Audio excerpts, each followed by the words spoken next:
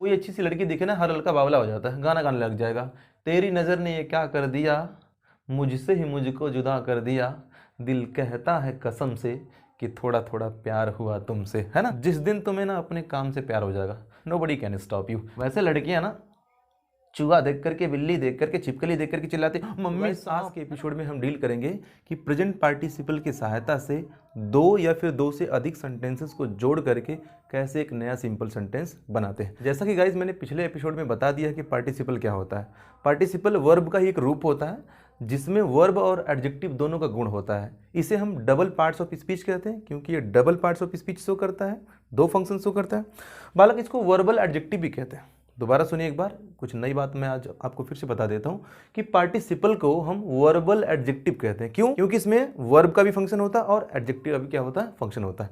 ठीक है बालक, तो आप तो जान ही गए हैं कि पार्टिसिपल तीन होता है, प्रेजेंट पार्टिसिपल, पास्ट पार्टिसिपल और परफेक्ट पार्टिसिपल। उन्हीं तीनों में से आज हम पहला लेकर के डिस्कस करेंगे कि प्रेजेंट पार्टिसिपल क्या होता है और इसकी मदद से हम कैसे दो सेंटेंसेस को जोड़ करके एक नया सिंपल सेंटेंस बनाते हैं। तो मैं आपको सबसे पहले बता दूं कि प्रेजेंट पार्टिसिपल जो होता है वो वर्ब का रूप कैसा होता है। ये वर्ब में आईएनजी लगाने से बनता है। आप इसको वर्ब की फर्स्ट फॉर्म भी कह सकते हैं कि वर्ब की फर्स्ट फॉर्म में आईएनजी लगाने से प्रेजेंट पार्टिसिपल बन जाता है। तो ये वर्ब का रूप हो गया। इसका काम क्या होता है बालक? इसका फंक्शन होता है कि ये एडजेक्टिव का काम करता है। दूसरा इसका फंक्शन होता है कि ये गोइंग ऑन एक्शन को शो करता है। गोइंग ऑन एक्शन मतलब कि कोई कार्य क्या होता है, जारी होता है, उसको ये क्या करता है, शो करता है। ठीक है, बात को समझना क्या कहना चाह रहा हूं मैं कहना चाह रहा हूं कि प्रेजेंट पार्टिसिपल वर्ब में आईएनजी लगाने से बनता है, या फिर वर्ब में लगा हुआ आईएनजी प्रेजेंट पार्टिसिपल तब होगा जब वो एडजेक्टिव का फंक्शन कर रहा होगा और वह गोइंग ऑन एक्शन को शो कर रहा होगा। इतनी बात समझ में आ गई बालक? चलो समझो, देखो अब तुम तो इतना जान ही गए कि प्रेजेंट पार्टिसिपल वर्ब में आईएनजी लगा के बनता है और वो एडजेक्टिव का रोल प्ले करता है और वो किसी गोइंग ऑन एक्शन को दिखाता है। कहने का मतलब है कि उसमें काम क्या जारी रहता है और ये वर्ब का आईएनजी फॉर्म जो है वो किसी नाउन या प्रोनाउन की विशेषता बतला रही होती है। ठीक है, उसको प्रेजेंट पार्टिसिपल कहते हैं। मैं बालक आपको बताऊं कि इसका प्रयोग कब करते हैं। ठीक है, जरा देखना, किताब ये कहती है, हमारे टीचर भी कहते हैं कि जब दिए गए दो सेंटेंस या दो से ज्यादा सेंटेंस में सब्जेक्ट क्या हो, बराबर हो। मैं अभी यहाँ पे दो ही सेंटेंस मांगे चलता हूँ कि दिए गए दोनों सेंटेंस के सब्जेक्ट क्या हो, बराबर हो। आ जाओ, दूसरी बात समझ लो आप, दोनों की क्रियाएं बराबर ना हो। दोनों सेंटेंस की क्रियाएं जो फाइनाइट वर्ब है वो क्या होनी चाहिए, अलग अलग होनी चाहिए। और क्या हो गया, किताब ये कहती है कि जो दोनों सेंटेंस हैं उनके बीच में जो काम हुआ है उनका जो टाइम गैपिंग है ना, जो टाइम इंटरवल है वो क्या होना चाहिए, 0। कहने का मतलब एक सेंटेंस में जो काम हुआ है और जो दूसरे सेंटेंस में काम हुआ है उन दोनों कार्यों के बीच का जो टाइम है वो क्या होना चाहिए, 0 होना चाहिए। तब हम कौन सा नियम लगाते हैं, प्रेजेंट पार्टिसिपल का नियम लगाते हैं। ठीक है बालक, अब समझना। देखो, मैं आपका एक भ्रम दूर कर दूं कि हर बार आपको सब्जेक्ट बराबर नहीं मिलेगा।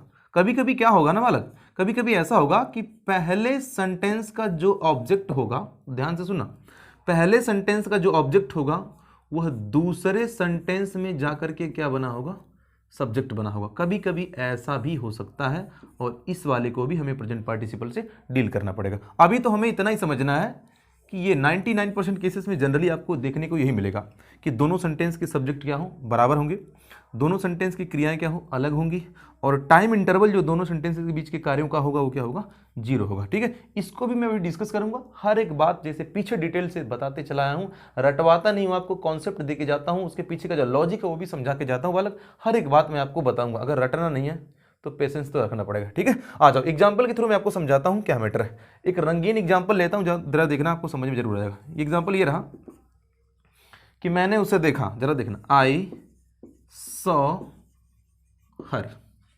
आगे देखिए, आई फेल इन लव विथ। ठीक है, मैंने उससे देखा, आई फेल इन लव, मुझे उससे क्या हो गया, प्यार हो गया, है ना। अच्छा, कोई अच्छी सी लड़की दिख जाए ना, हर लड़का यही गाना गाता है, तेरी नज़र ने ये क्या कर दिया, मुझसे ही मुझको जुदा कर दिया, दिल कहता है कसम से कि थोड़ा थोड़ा प्यार हुआ तुमसे, है ना। हर कोई बावला हो जाता है बालक। समझो, जिस दिन तुम्हें ना अपने काम से प्यार हो जाएगा, जिस दिन तुम्हें अपना काम देख करके ना प्यार होना शुरू हो जाएगा, जिंदगी तुम्हारे उस दिन रॉकेट बन जाएगी। रोकने वाला कोई नहीं होगा जो आपको रोक पाएगा, नोबडी कैन स्टॉप यू। तो आइए फोकस करते हैं कॉन्सेप्ट पे, है ना। मैं इस माध्यम से क्या समझाना चाहता हूँ वो समझना। मान लीजिए आपने किसी को देखा, सुंदर लड़की थी भाई, देखते ही आपको प्यार हो जाए। एक बात बताओ, एक सेंटेंस ये है, आई सॉ हर। दूसरा सेंटेंस ये है आई फेल इन लव विथ। ठीक है, अच्छा पहले सेंटेंस का सब्जेक्ट देखिए आई है, दूसरे सेंटेंस का भी सब्जेक्ट वही है, मतलब सब्जेक्ट दोनों क्या हो गए, बराबर हो गए। दोनों सेंटेंस की क्रिया देखिए, पहले सेंटेंस की क्रिया सॉ है और दूसरे सेंटेंस की क्रिया है क्या, फेल। ठीक है, दोनों ये भी अलग अलग हो गई। सॉ मीन्स देखना होगा, फेल मीन्स यहाँ पर पड़ जाना है। ठीक है, प्यार में पड़ जाना, गिर जाना। जरा देखना क्या दोनों सेंटेंस में जो टाइम है वो जीरो है कि नहीं है, मतलब पहले जो काम हुआ है उसके तुरंत बाद दूसरा भी हो गया है क्या, कहीं टाइम तो नहीं लगा है ना। चलो देख लेते हैं। तो देखो जैसे आप किसी को देखोगे ना वैसे ही तुम्हें प्यार हो जाता है, वैसे तुम्हारे दिल में ना लड्डू फूटने लगते हैं कि हाँ भाई काश ये, समझ रहे।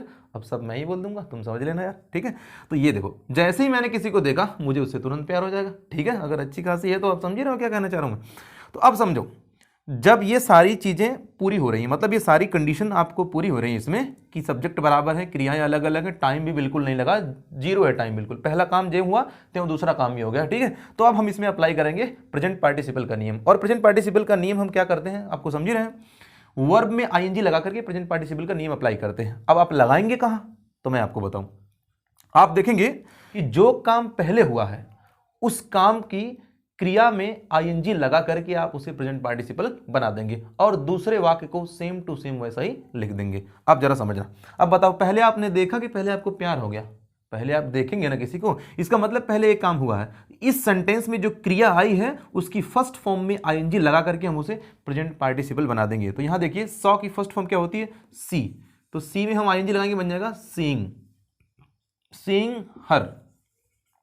अब ये सेंटेंस जैसे ही समाप्त होगा तो इसके फुल स्टॉप वाले जगह पे हम क्या लगा देंगे, कॉमा। या फिर मैं ऐसे कहूं कि दूसरे सेंटेंस के शुरू होने से पहले हम उस फ्रेज को, जो एडजेक्टिवल फ्रेज होता है, उसको हम कॉमा लगा के क्या करते थे, सेपरेट कर देते, बोले तो अलग कर देते। ठीक है, तो सीइंग हर।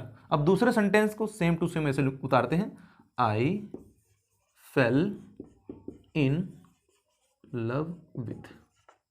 ठीक है जी, बन गया हमारा, देख लीजिए, seeing her I fail in love with. अब आप देख सकते हैं यहां से यहां तक जो नया सेंटेंस हमारा बना है ये वाला, ये सिंपल सेंटेंस है। क्यों, क्योंकि सिंपल सेंटेंस में सिर्फ एक ही फाइनाइट वर्ब होती है। और आप देख सकते हैं कि यहां पे जो वर्ब लिखा हुआ है यह इसी सब्जेक्ट के हिसाब से बदलेगा। ठीक है, इसी टेंस के बदलने से बदल जाएगा ये वाला वर्ब। तो आप समझ गए होंगे कि जब किसी सेंटेंस में एक वर्ब होता है तो वो सेंटेंस कैसा होता है, हमारा सिंपल सेंटेंस होता है। तो बालक आपको समझ में आ गया होगा कि प्रेजेंट पार्टिसिपल का प्रयोग करके हम कैसे दो सेंटेंसेस को मिला करके एक नया सिंपल सेंटेंस बनाते हैं। अगला एग्जांपल मैं लेता हूं, आप देखिए थोड़ा ध्यान से। आ जाओ बालक, यहां पे देखो दूसरा सेंटेंस मैंने लिखा है कि सालू सॉ अ लायन, यहां पे फुल स्टॉप है, सी स्टार्टेड क्राइंग। थोड़ा समझना, हर एक सेंटेंस में आपको एक नया नया कॉन्सेप्ट, एक नई नई बात जरूर सीखने को मिलेगी। समझना, सालू ने एक शेर देखा, सी स्टार्टेड क्राइंग, उसने क्या कर दिया, चिल्लाना शुरू कर दिया, रोना शुरू कर दिया। ठीक है, रोना शुरू कर दिया। आ जाओ समझो, दो सेंटेंस लिखे गए, दोनों सेंटेंस के सब्जेक्ट क्या है, बराबर है। चलो ये बात यहाँ पे अभी तक अप्लाई हो रही है, यहाँ हम बाद में पूछेंगे। दोनों सेंटेंस के सब्जेक्ट बराबर है, सालू ही सी है, मतलब जिसने देखा है वही चिल्लाई शुरू, वही चिल्लाई भी है। इसका मतलब सेंटेंस के सब्जेक्ट क्या है, बराबर। आ जाओ, दोनों की क्रियाएं अलग अलग, यहाँ देखना, यहाँ पे स्टार्ट मतलब शुरू करना, चिल्लाना शुरू करना। ठीक है, आ जाओ, दोनों की क्रियाएं अलग अलग हुई। इसमें टाइम तो जीरो लगा है, देखो इसे। वैसे लड़कियां ना चूहा देख करके, बिल्ली देख करके, छिपकली देख करके चिल्लाती मम्मी सांप, है ना। यहाँ तो शेर आ गया, वो तो चिल्लाती मम्मी चूहा, यहाँ क्या आ गया, शेर आ गया, यहाँ तो होना ही है। तो अब एक बात बता दो कि जब वो चूहा देखती है अलमारी में, जब वो छिपकली देख लेती हैं तो देखते ही वो चिल्लाने लग जाती हैं, यहाँ तो शेर देखेंगे, है ना। तो अब से समझो, सालू ने शेर देखा, चिल्लाना शुरू कर दिया, मतलब जैसे देखेगी वैसे ही तुरंत चिल्लाने लगी। इसका मतलब इसमें टाइम भी क्या है, जीरो है। तो प्रेजेंट पार्टिसिपल बिल्कुल क्या हो सकता है, इसमें लग सकता है। और आप जानते हैं प्रेजेंट पार्टिसिपल वर्ब में आईएनजी लगा के बनता है, तो जो काम पहले हुआ है उसमें आईएनजी लगा देते हैं। एक बात बताओ, पहले शेर को देखी होगी, पहले में चिल्लाने लगी, पहले देखी होगी, इसका मतलब है इस वाले में हम प्रेजेंट पार्टिसिपल का नियम लगाएंगे। चलो लगा लेते हैं। फिर वही पुरानी वाली, सॉ की जो फर्स्ट फॉर्म क्या है, सी, सी में लगाएंगे आईएनजी, सीइंग अ लॉयन। हो गया जी। अब आगे बढ़ लेते हैं, फुल स्टॉप, जैसे ही पहला सेंटेंस खत्म होता कॉमा लगा लेते हैं। लगा लिए भाई, इस एडजेक्टिव फ्रेज को रोकने के लिए हमने कॉमा लगा लिया। आगे कर लेते हैं, आगे जो दूसरा सेंटेंस क्या ऐसे उतार दें क्या, बालक यहाँ पे देखो सी है और यहाँ पे देखो सालू था, तो पहले नाउन आया था तो बाद में प्रोनाउन आ गया। ऊपर वाले सेंटेंस में देखिए, ये जो पहला सेंटेंस दिया गया था इसमें नाउन था, बाद में उसकी जगह प्रोनाउन रखा गया था। लेकिन जो हम नया सेंटेंस बना रहे हैं सिंपल वाला, इसमें तो कहीं सालू का जिक्र ही नहीं है। जब कहीं सालू का जिक्र ही नहीं है तो हम उसकी जगह पे प्रोनाउन नहीं रख सकते हैं। तो हमें क्या करना होगा, उस प्रोनाउन को हटा करके हमें सालू को ही रखना पड़ेगा। बात को समझ रहे क्या कहना चाह रहा हूं, मतलब आप बिना किसी नाउन के प्रोनाउन को नहीं लिख सकते हैं। तो अभी इस वाले सेंटेंस में देखिए कहीं सालू का जिक्र हुआ नहीं हुआ ना जी, इसका मतलब हम सी नहीं लिखेंगे, क्या लिखेंगे, सालू लिखेंगे। तो यहां हम लिखेंगे सालू। बहुत सारे बच्चे गलती करते हैं कि सी को ही उतार देते हैं, इसलिए मैं इसको अब समझा रहा हूं। Salu started crying. समझ में आ गई बात जी, देख लो, seeing a lion Salu started crying. ठीक है जी, आगे जाओ, अगले वाले पे चलते हैं। नेक्स्ट एग्जांपल देखिए कि I saw Ram he was flying a kite. अब यहां देखिए पहला सेंटेंस ये है कि आई सॉ राम, मैंने राम को देखा, he was flying a kite. बालक सेंटेंस छोटा है लेकिन मर्म इसका बहुत बड़ा है। मतलब ये सेंटेंस जो एग्जाम्पल है हमारे वो छोटे हो सकते हैं, लेकिन इसके पीछे का जो कॉन्सेप्ट है, जो लॉजिक है, वो तगड़ा हो सकता है। तो आप ध्यान दीजिएगा। तो आई सा राम, पहला sentence, he was flying kite. अब जरा यहाँ से मैच कराते हैं जो 99% केसेस में होता है। दोनों के सब्जेक्ट बराबर होने चाहिए। इसमें देखिए सब्जेक्ट आई है, इसमें सब्जेक्ट ही है। अब देख लीजिए सब्जेक्ट यहाँ पे दोनों मिला नहीं। ठीक है, आ जाओ दूसरी बात करते हैं। दोनों की क्रियाएं अलग अलग हैं क्या? जी हाँ बिल्कुल, इसमें देखना है, इसमें फ्लाइंग करना मतलब उड़ाना है। तो दोनों की क्रियाएं बिल्कुल अलग अलग। चलो ये बात ठीक है। अब जरा देखो कि टाइम इनमें जीरो है क्या।